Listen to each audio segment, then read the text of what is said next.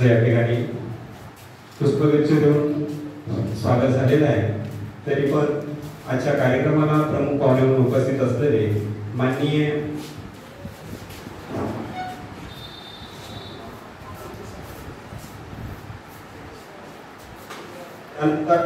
सन्माननीय कोल्हे सर या सभेला मार्गदर्शन करतील त्यांना विनंती करतो।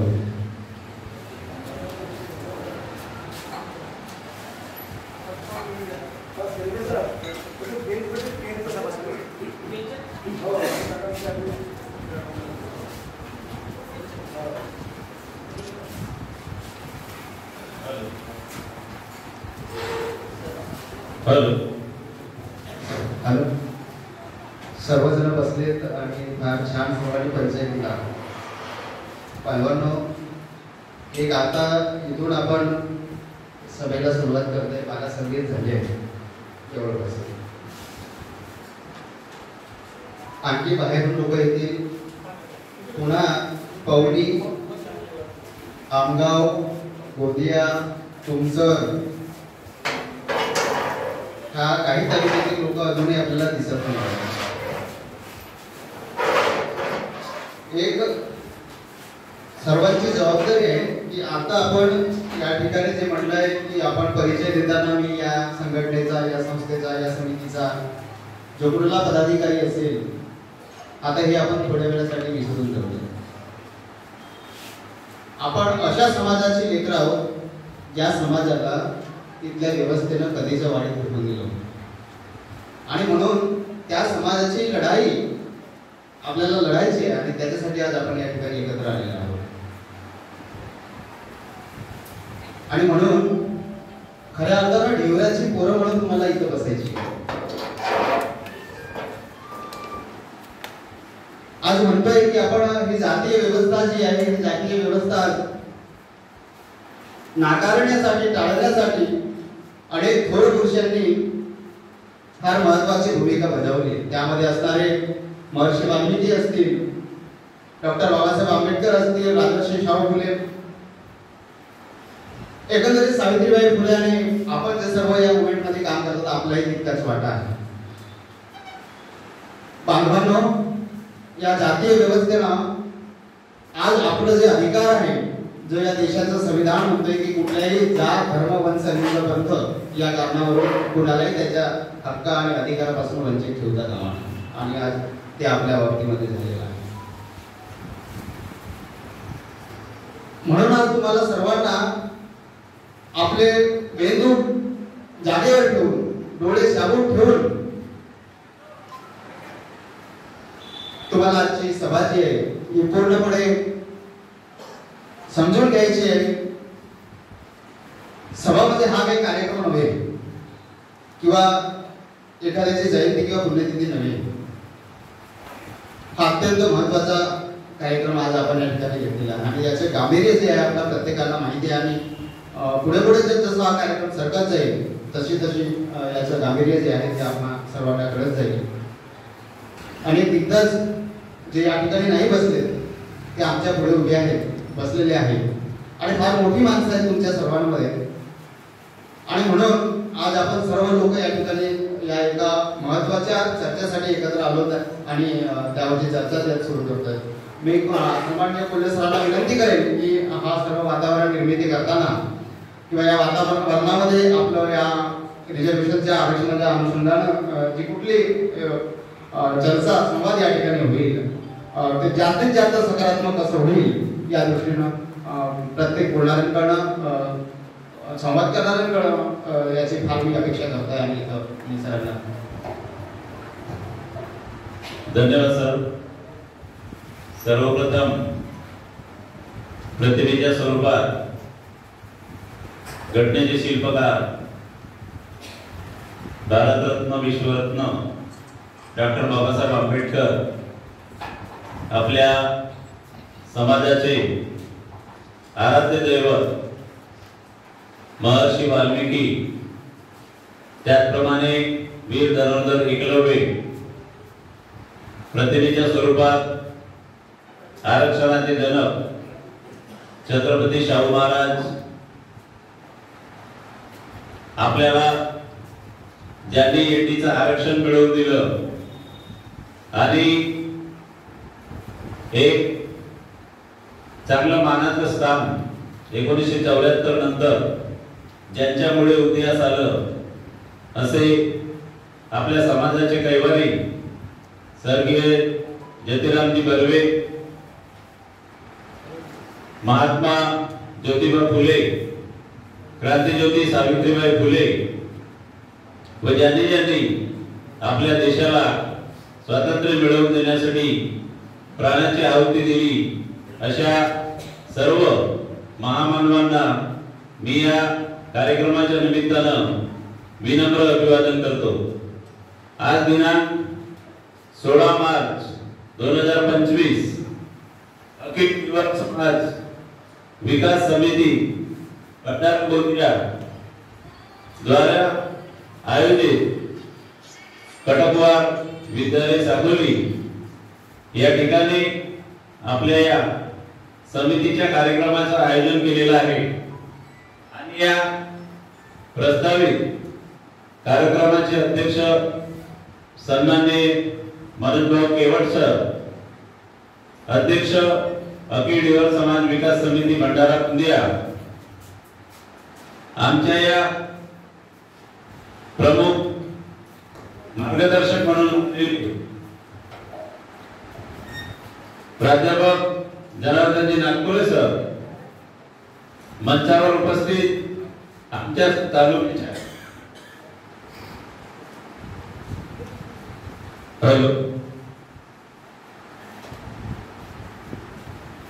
सौ सरिताताई मेश्राम, मंचावर उपस्थित सन्माननीय गोयल सर, उपाध्यक्ष अखिल युवक समाज विकास समिती भंडारा गोंदिया, या कार्यक्रमाला प्रमुख अतिथी म्हणून लाभलेले सन्माननीय कावडे सर साकोली, त्याचप्रमाणे नेहमी या आरक्षणाच्या चळवळीत अगदी हिरिरीने उपस्थित असणारे आणि समाजाला मार्गदर्शन करणारे पोलीस विभागाचे सन्माननीय मेश्राम सर व या साकोली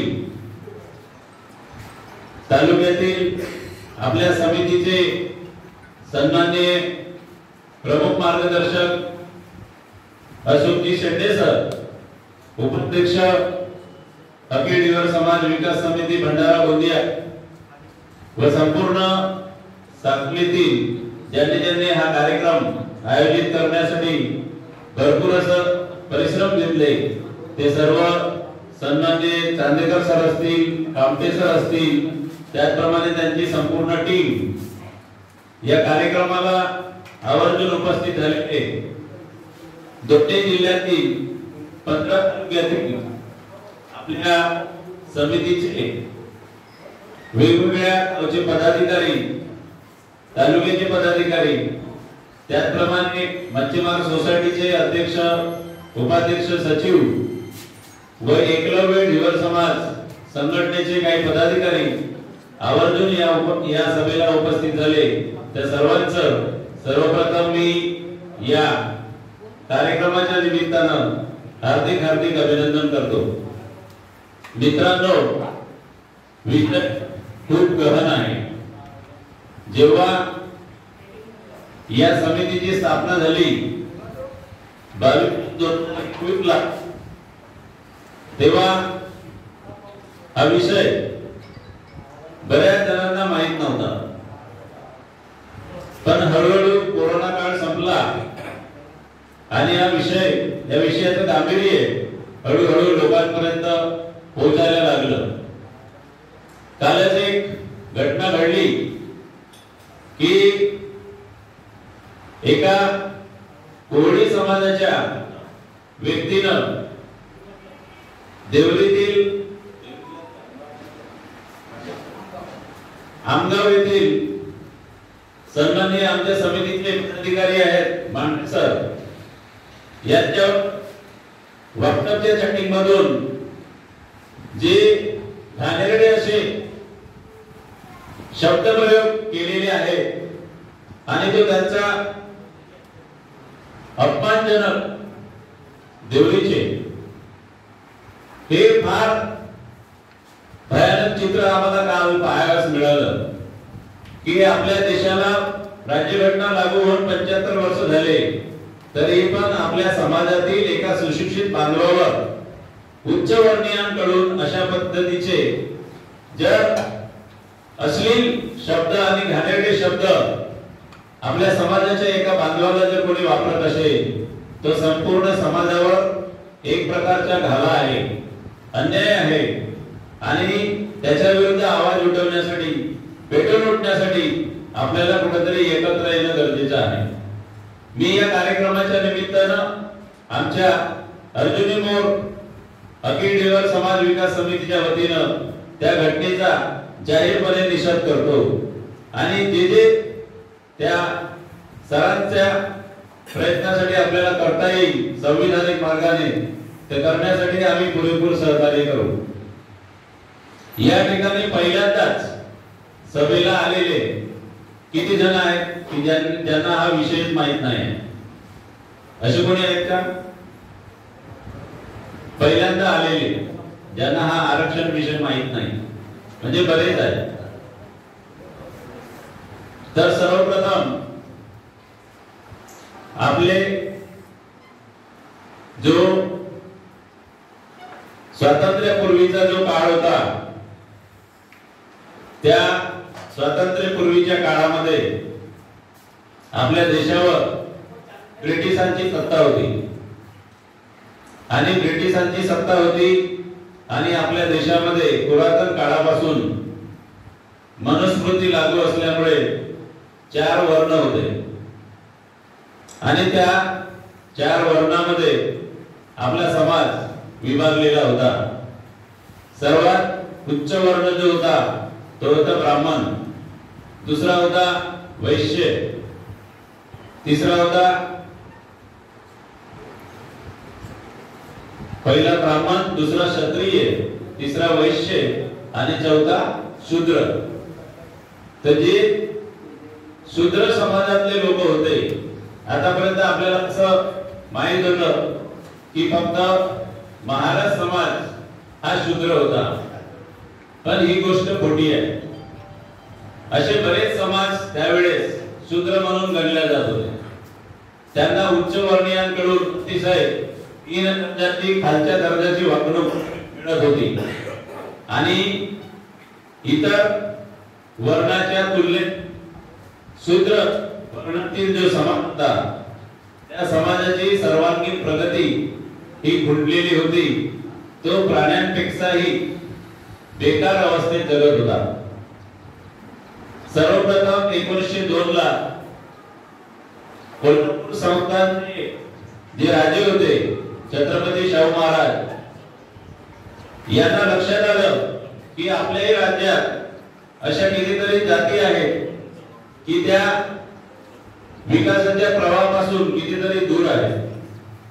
यांना कुठेतरी विकासाच्या प्रवाहात आणलं पाहिजे आणि म्हणून त्यांनी सर्वप्रथम या देशात 1902 ला आपल्या कोल्हापूर संस्थानामध्ये 50% रिझर्वेशन मागासवर्गीयांना दिलं आणि म्हणूनच आपण त्यांना आरक्षणाचे जनक म्हणतो। त्यानंतर इंग्रज जेव्हा वेगवेगळ्या प्रांतामध्ये राज्यामध्ये कारभार पाहत होते तेव्हाही त्यांच्या लक्षात आलं की भारतातलेच लोक भारतातील लोकांनाच प्राण्यांपेक्षाही दुय्यम दर्जाची वागणूक देत आहेत आणि हे कुठेतरी माणुसकीच्या विरोधात आहे।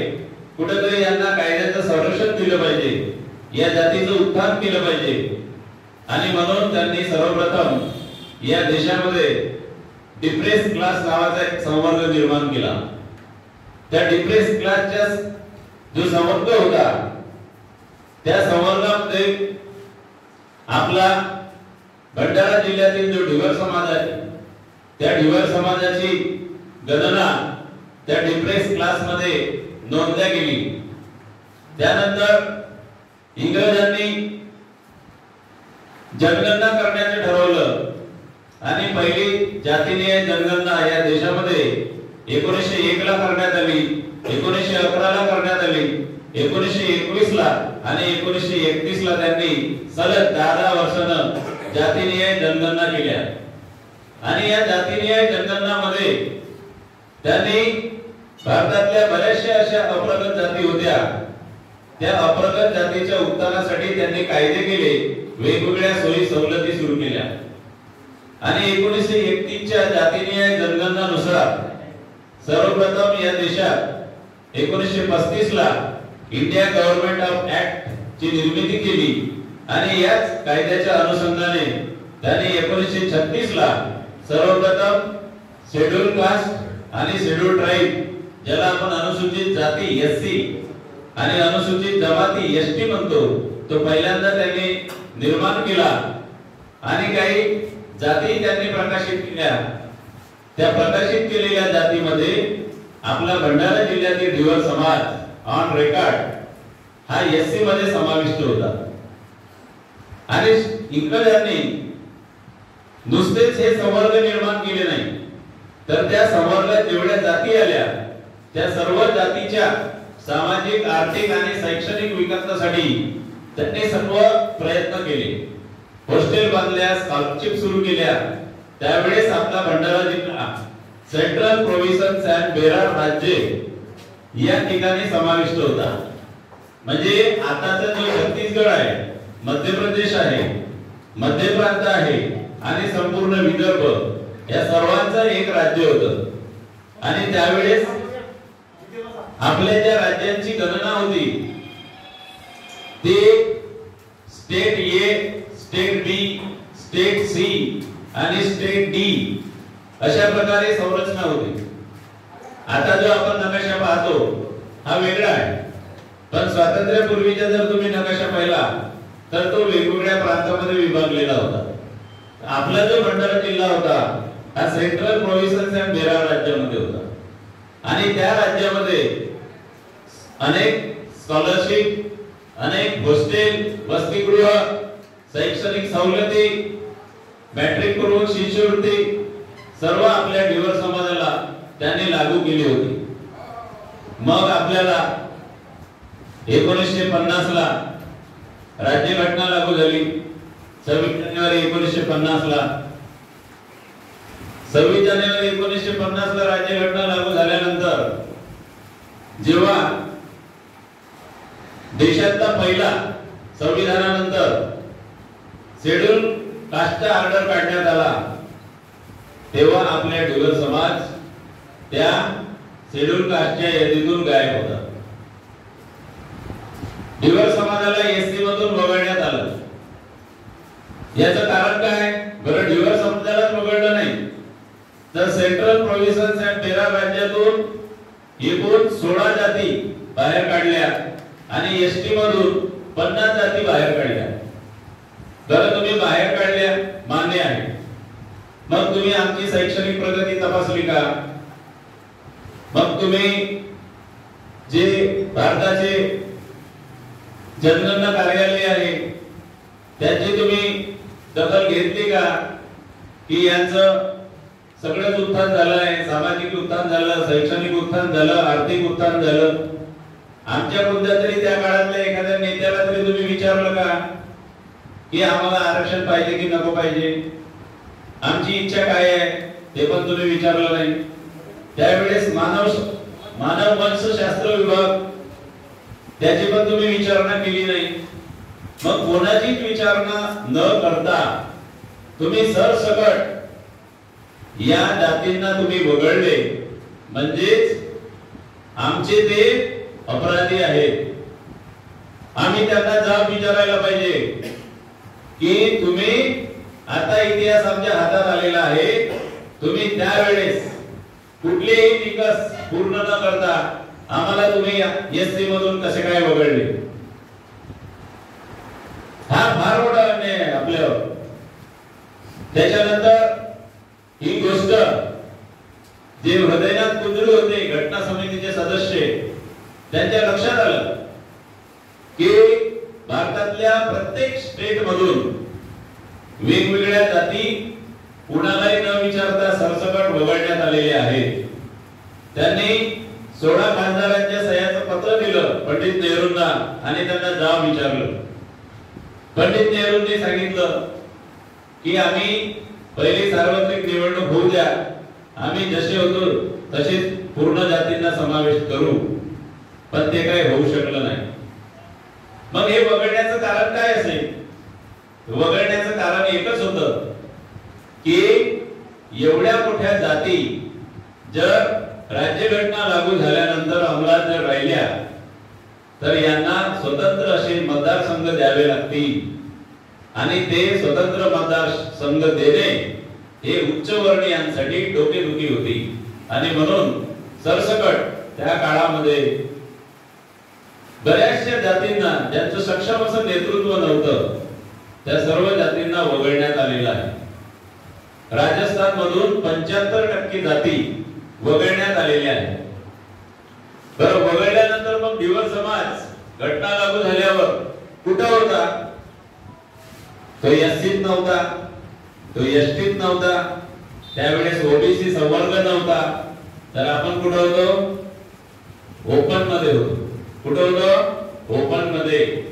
म्हणजे 75 वर्ष लागू झाल्यानंतरही आज जर आमची समाजाची अवस्था पाहिली, 10 ते 20 गावात तुम्ही जर गेले आणि शैक्षणिक सर्वे केला की आमच्या समाजात एमएससी झालेले किती लोक आहेत, तर तुम्हाला एकही तरुण एमएससी झालेला दिसणार नाही. मग विचार करा की इतर समाजाच्या तुलनेत आमच्या समाजाची प्रगती कशी असेल, याच्यावर आपण विचार केला पाहिजे, पेटून उठलं पाहिजे. मग त्यानंतर जतिराम बर्वे नावाचा खासदार आपल्या समाजात एक क्रांती करतो आणि त्याला असं वाटते की या समाजाची जी अवस्था आहे ती अत्यंत दयनीय आहे. चारही बाजूने याच्यावर मारा होत आहे, सर्वच बाजूने हा मागास आहे, कुठेतरी या मच्छीमार समाजासाठी काहीतरी केलं पाहिजे. त्यावेळेस ते खासदार होते आणि त्यांनी संपूर्ण महाराष्ट्रातील जो मासेमारी समाज आहे या मासेमारी समाजाला त्यांनी एकत्र केलं. 1973 ला नागपूरला त्यांनी अधिवेशन घेतलं आणि त्याचीच फलश्रुती अशी झाली की 1974 ला आपला धिवर समाज हा एनटी या संवर्गात आला. आणि आज जे मंचावर किंवा आजूबाजूला जे सुशिक्षित नोकरदार आपल्या समाजातील दिसत आहेत ते त्यांच्या पुण्यामुळे आहे. मग हा जो इतिहास आहे, हा इतिहास कुठेतरी लपला होता. म्हणजे महाराष्ट्रात राज्यघटना लागू झाल्यानंतर किंवा 1960 नंतर जेव्हा महाराष्ट्राची निर्मिती झाली तेव्हा जे जे नेतृत्व मासेमारीच्या संबंधात असेल किंवा मासेमारीशी संबंधित जे जे जाती असतील त्या जातीच्या संबंधात जे नेतृत्व महाराष्ट्रात समोर आलं ते संपूर्ण नेतृत्व अभ्यासपूर्ण नव्हतं असंच म्हणावं लागेल. त्यांना कुठलाही अभ्यास नसताना एखादा मोर्चा काढायचा, त्या मोर्चाला 25,000 40,000 लोक घेऊन जायचे आणि कुठल्या तरी आपल्या तात्पुरत्या मागण्या पूर्ण करायच्या, अशाच पद्धतीचे त्यांनी प्रयत्न केले. त्यानंतर काही प्रयत्न असे झाले की आपला समाज धिवर समाजाला एसटीचं आरक्षण मिळावं आणि एसटीचं आरक्षण मिळवण्यासाठी आतापर्यंतचे जे आपल्या समाजाचे नेतृत्व होते त्यांनी प्रयत्न केलेले आहेत, पण त्यांना यश आलं नाही. मग डॉक्टर योगेश दुधपचारे जे आहेत, जे मूळ या आरक्षणाचे संशोधक आहेत, ते पीएचडी करत असताना त्यांना असं वाटलं की आपल्या समाज जो 1960 पासून आतापर्यंत एसटीची मागणी करत आहे, मग एसटीचे काही धागेदोरे इतिहासात काही लपलेले आहेत का, काही संदर्भ आहेत का, या दृष्टीने त्यांनी आपला अभ्यास केला. पण जेव्हा त्यांनी महाराष्ट्रात जे ज्या संघटना होत्या आपल्या समाजाशी निगडीत, आपला समाज म्हणजे दिवल असेल, केवट असेल, मच्छिंद्र असेल, कहार असेल, कोळी असेल, या सर्व समाजातील नेत्यांना त्यांनी महाराष्ट्रात पिंजून काढलं आणि त्यांच्याकडे जुन्या काळात जे काही संदर्भ असतील, जे काही डॉक्युमेंट्स असतील, जे काही निवेदन असतील, ते सर्व निवेदन त्यांनी गोळा केले आणि एक सखोल असा अभ्यास करण्याचा प्रयत्न केला.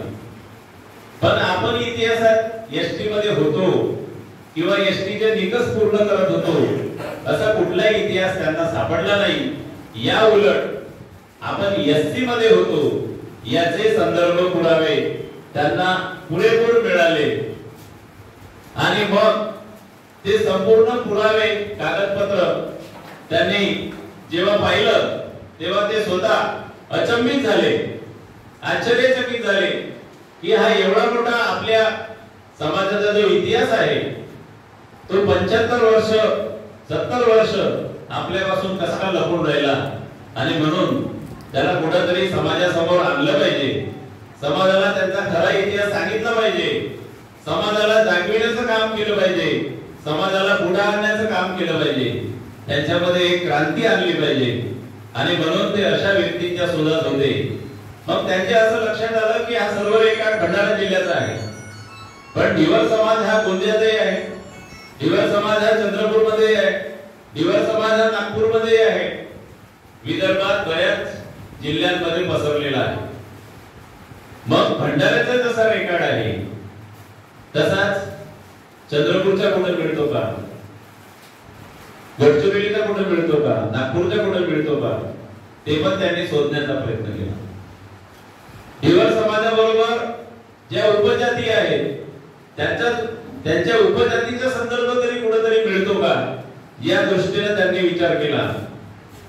पण त्यांना महाराष्ट्रात कुठेही असे पुरावे मिळाले नाही. म्हणून त्यांनी निर्णय घेतला की ही लढाई भंडारा जिल्ह्याची आहे आणि ते राहतात चंद्रपूरला.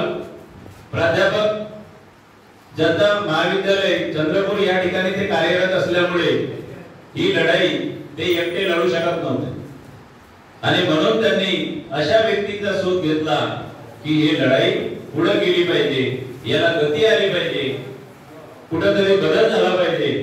आणि त्यांना हे जे मंचावर टीम दिसत आहे हे टीम दिसली. सन्माननीय मनोज भाऊ केवट, गोविंदभाऊ मखडे, आमचे अशोकभाऊ शेट्टे, प्राध्यापक नागपुरे साहेब हे सर्व या समितीचे फाउंडर मेंबर आहेत ज्यांनी त्या संस्थेची सुरुवात केली. हा सगळा डॉक्युमेंटेशन इंग्रजीत होता.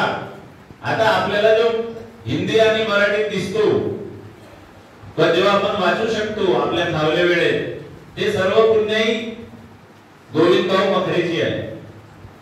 ते सर्व डाटा ट्रान्सलेट करून आपल्याकडे पाठवतात पण तेही वाचण्याची आपल्याकडे वेळ नाही.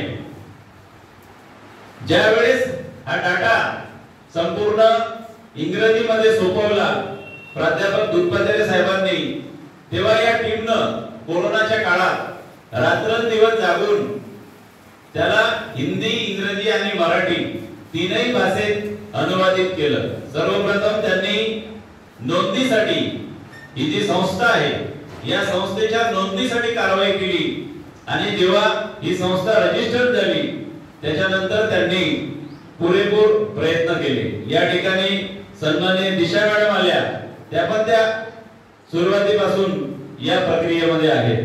त्या गोंदियाला राहतात पण जेवढं जमते तेवढं उपलब्ध वेळ प्रत्येक कार्यक्रमात देतात. या सर्वांनी एक सुंदर असा 210 पानाचा प्रस्ताव तयार केला आणि 4 एप्रिल 2022 ला तो राज्य अनुसूचित जाती आयोग त्याचप्रमाणे सामाजिक न्याय व विशेष सहाय्य विभाग मुंबई यांना प्रथमतः त्यांनी 210 पानाचा प्रस्ताव दिला. त्यानंतर पुढच्याच महिन्यात 16 मे 2022 ला राष्ट्रीय अनुसूचित जाती आयोग व भारताचे महारजिस्ट्रार जनगणना कार्यालय दिल्ली यांना तो प्रस्ताव दिला. प्रस्ताव दिल्यानंतर वारंवार पाठपुरावा त्यांचा सुरू होता आणि त्यानंतर आयोगाने त्याची दखल घेतली. दखल घेतल्यानंतर राज्याचे जे मुख्य सचिव आहेत त्यांना 3-4 पत्र दिले पत्र देऊनही राज्याच्या मुख्य सचिवांना त्याच्यावर काही कारवाई केली नाही. त्यानंतर समितीने लक्षात आणून दिलं की आयोगाची दखल जर राज्य सचिव घेत नसेल तर आमच्या समाजाला काय मोजणार आहे, आमची काय दखल घेणार आहे. आणि म्हणून आयोगानं शेवटचं एक नोटीस दिलं, त्याच्यात 338 कलमचा उल्लेख केला. त्याच्याबरोबर राज्याचे मुख्य सचिव कामाला लागले. त्यांनी तो विषय सामाजिक न्याय विभागाकडे सोपवला. सामाजिक न्याय विभागाने बार्टीकडे विषय सोपवला आणि बार्टीनं आपल्या समाजाचं सर्वेक्षण करण्यासाठी गोखले समितीला टेंडर दिलं. आणि गोखले समिती जी पुण्याची आहे त्याचे प्रमुख बनसोडे साहेब हे जानेवारी मध्ये आपल्या जिल्ह्याच्या दौऱ्यावर आले. त्यांनी 210 पानाचा जो प्रस्ताव होता त्या प्रस्तावाचं क्रॉस चेकिंग केलं. काही ठिकाणी भेटी दिल्या, काही वेगवेगळे प्रश्न विचारले आणि सर्व पाहून ते पण प्रभावित झाले. त्यानंतर फरवरीमध्ये आपल्याकडे एक टीम आली 4 लोकांची. त्या टीम मध्ये 2 युवक होते आणि 2 युवती होत्या. त्यांना 800 कुटुंबाचं सर्वेक्षण करण्याचं काम देण्यात आलं. भंडाऱ्यापासून आजूबाजूचा परिसर त्यांनी सुरू केला. भंडाऱ्यातले 400 कुटुंब त्यांनी केलं आणि गोंदियातले 400 कुटुंब करून ते परत पुण्याला गेलेले आहेत. ते 2 ते 3 महिन्यात आपला अहवाल तयार करणार आहेत आणि ते बार्टीकडे देणार आहेत. तर इथपर्यंत समाजाची कुठलीही पाहिजे तशी साथ नसताना, पैशाचं आपल्या समाजाचं कुठलेही आर्थिक पाठबळ नसताना या मोजक्या लोकांनी आतापर्यंत आपल्या ज्ञानाच्या, बुद्धीच्या, मेहनतीच्या, कौशल्याच्या बळावर या समितीचा इतिहास आणि आपल्या समाजाचा इतिहास इथपर्यंत आणून पोहोचवलेला आहे. आता तो आपल्याला ठरवायचा आहे की त्याला स्पीड किती द्यायचा आहे, गती किती द्यायचा आहे. आपण बघतो व्हॉट्सअपवर मेसेज येतात. आमचे मनोज भाऊ, गोविंद भाऊ वारंवार सांगतात की गुड मॉर्निंग, गुड आफ्टरनून नका टाकू. होली, दिवाळीच्या शुभेच्छा, याच्या त्याच्या शुभेच्छा नका टाकू. बाकीचे ग्रुप आहेत. पण वारंवार सांगूनही आमचे काही असे बहादर आहेत की ते टाकतीलच. टाकल्याशिवाय त्यांना चैन पडत नाही. कुठेतरी आपली फोटो प्रकाशित केल्याशिवाय त्यांचं मन लागत नाही.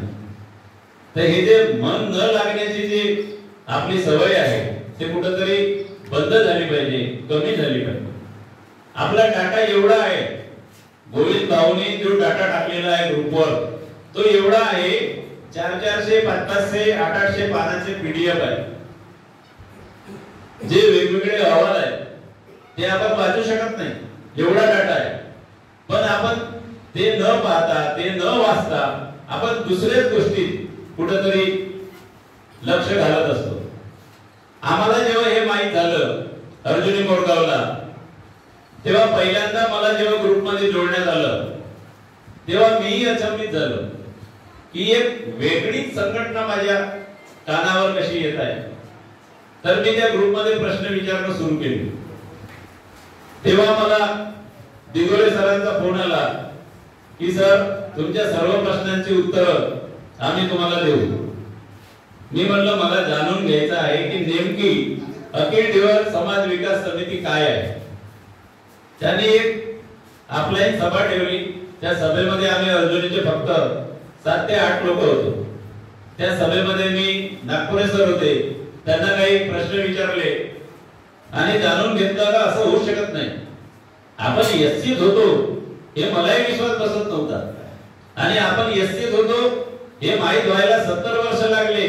त्यामुळे अधिक मला जास्त अविश्वास वाटू लागला. पण त्यांनी तो प्रस्ताव दाखवला, सगळे डॉक्युमेंट दाखवले, माझा विश्वास बसला आणि मला असं वाटलं की आपण शिक्षक आहोत, आपण समाजाचं नेतृत्व करू शकतो. आतापर्यंत मी नागपूर तालुक्यात असताना शिक्षकांचं नेतृत्व केलं.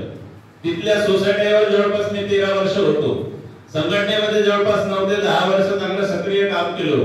तो एक अनुभव माझ्याकडे होता आणि त्याच अनुभवाच्या आधारावर इथं आपण काहीतरी जोमानं काम केलं पाहिजे. जेवढं जमेल तेवढं योगदान आपण आपल्या समाजासाठी केलं पाहिजे. आणि हा जो इतिहास शोधून काढला सन्माननीय दुधपदारे सरांनी, तो कुठेतरी आपण नेला पाहिजे. कारण एवढा मोठा इतिहास शोधून काढणे ही काही साधी गोष्ट नाही आहे मित्रांनो. आपल्याला एक व्हॅलिडिटी आणण्यासाठी किती कष्ट करावे लागतात. व्हॅलिडिटी मुलांची जेव्हा आपण करतो तेव्हा पटवाड्याकडे जावं लागते, तहसील ऑफिस मध्ये जावं लागते, सेतू करावे लागतात, वारंवार चक्रा कराव्या लागतात. तेवढ्याशा गोष्टींना आपण थकून जातो. पण डॉक्टर योगेश दूधपचारे हे संपूर्ण महाराष्ट्रात भ्रमंती करत असतात रोज, आणि आपला व्यवसाय पण करत असतात. आणि जेव्हा जेव्हा ही समिती त्यांना बोलवते त्या सर्वांसाठी ते वेळ देतात, वेळात वेळ काढतात. ती एवढे मोठे माणसं आपल्या समाजात आयते मिळालेले आहेत. फक्त आपल्याला एकमेकांना पुढे नेण्यासाठी आपला वेळ द्यायचा आहे. मित्रांनो, तुम्ही जर गावात गेले आणि गावात सभा घेतल्या तर आपल्या समाजाचं दारिद्र्य लक्षात येईल. आम्ही जेव्हा एक टीम बनवली, आमचे अध्यक्ष आहेत सन्माननीय राजूभाऊ वलथारे पचारे जी आहेत, यशवंत शेंडे आहेत, ज्ञानेश्वर कोल्हे आहेत, आमचे राजेश वलथारे सर आहेत, आणि एक रघुनाथ भाऊ मेश्राम आहे, त्याच्यानंतर मोरेश्वर कांबळे आहेत, ठाकरे आहेत, ते संजू भाऊ घुमके आहेत. असे आमची आता जवळपास 15 ते 20 लोकांची टीम आहे. आम्ही जेव्हा आमचा उपलब्ध वेळ असतो तेव्हा आम्ही एक प्रोग्राम ठरवतो की 15 दिवस कंटिन्यू सायंकाळी 15 गावामध्ये सभा लावणे. सभा लावल्यानंतर प्रत्येक गावामध्ये मच्छीमार सोसायटी आहेत, त्या सोसायट्यांना आम्ही सूचना देतो की तुम्ही तुमच्या गावातील लोकांना 8 वाजता उपस्थित राहण्यास सांगा. फक्त 1 ते 1.5 तास आम्ही तुमचा घेऊ. आम्ही जातो 6 लोकांची टीम, आणि तिथे जाऊन हा समितीचा जो इतिहास आहे किंवा आपल्या ढिवर समाजाला जो सापडलेला एक खजिना आहे तो आम्ही त्यांच्या पुढे ठेवतो आणि त्यांना आवाहन करतो की हा विषय खरंच योग्य आहे की अयोग्य आहे. आम्ही तुम्हाला असं म्हणणार नाही की आम्ही मोर्चा काढणार आहोत, एवढे जण चला, त्या मागण्या पूर्ण करायच्या तेवढे जण चला, आणि तो त्यांना विषय पटतो. अशा जवळजवळ आम्ही आतापर्यंत 25 गावात सभा घेतलेल्या आहेत. आतापर्यंत सर्वात चांगली सभा आमची महागावात आणि बोडगाव सुरबन या गावी झालेली आहे. महागावचे अध्यक्ष पण या ठिकाणी आलेले आहेत, ते पण कामाला लागलेले आहेत आणि प्रत्येक ठिकाणी येतात. पण बाकी तालुक्यात असा रिस्पॉन्स दिसत नाही. आता बाकी तालुक्यात रिस्पॉन्स का दिसत नाही याचं कारण की या ठिकाणी जे सभेला लोक आले ते सभेला येतात, 4-8 दिवस ऍक्टिव्ह राहतात, आणि मग पुन्हा घरी गेल्यावर तो विषय हळूहळू त्यांचा डिमोटिवेट होत जातो. तुम्ही स्वतःला जर डिमोटिवेट केलं तर तो विषय तुमचा पाहिजे तेवढ्या तीव्रतेने तुम्ही दुसऱ्यापर्यंत नेणार नाही. आणि म्हणून ही माझी जबाबदारी आहे. मी पहिल्यांदा सुरुवात केली पाहिजे, मी लोकांना जागवलं पाहिजे, मी जाऊन काहीतरी केलं पाहिजे. आणि जोपर्यंत आपले कर्मचारी बांधव सक्रिय भूमिका घेणार नाही तोपर्यंत या लढ्याला यश येणार नाही.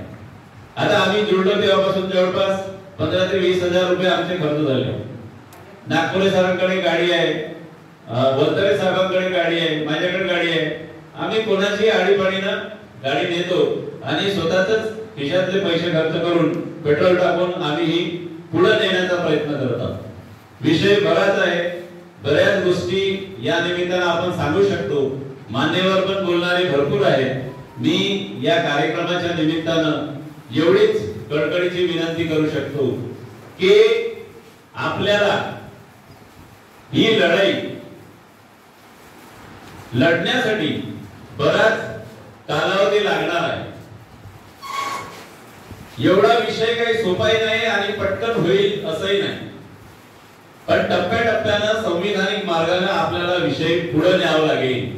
जेव्हा कुठेतरी पंडितजी भोवरी अडेल त्याकडे कुठेतरी आपल्याला ऊट लावण्यासाठी माणसं पाहिजे, कुठेतरी संघर्ष करण्यासाठी माणसं पाहिजे, कुठेतरी दबाव गट निर्माण करण्यासाठी माणसं पाहिजे. आणि म्हणून हळूहळू जसं जसं आपला प्रस्ताव पुढे जाईल तसं तसं दोन्ही जिल्ह्यात ग्राउंड लेवलवर प्रत्येक गावात आपली समिती ऍक्टिव्ह होईल या दिशेने आपण प्रयत्न केला पाहिजे. मी या ठिकाणी पुन्हा एक विशेष अभिनंदन करतो आमच्या बेसराम भाऊंचं की ते पोलीस खात्यात आहेत आणि माझ्याकडे जवळपास सर्जनीमध्ये 4 ते 5 पोलीस आहेत.